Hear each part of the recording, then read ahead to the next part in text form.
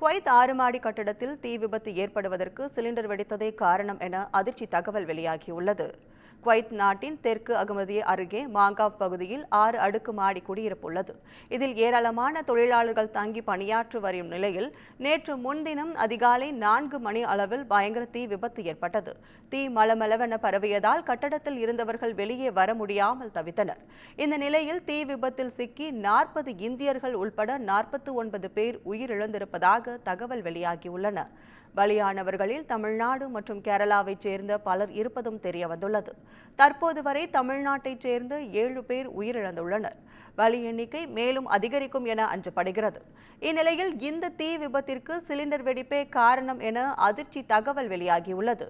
மேலும் தரைத்தளத்தில் படிக்கட்டை ஒட்டிய பராமரிப்பு அறையில் விதிகளை மீறி 5க்கும் மேற்பட்ட சிலிண்டர்கள் பதுக்கி வைக்கப்பட்டிருந்ததாக கூறப்படுகிறது.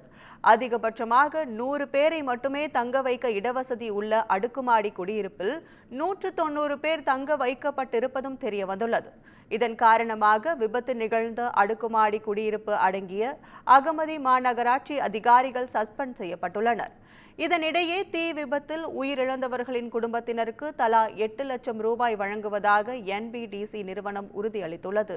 மேலும் விபத்தில் உயிரிழந்தவர்களின் குடும்பத்திலிருந்து ஒருவருக்கு வேலைவாய்ப்பு வழங்குவதாகவும் அந்நிறுவனம் உறுதியளித்துள்ளது.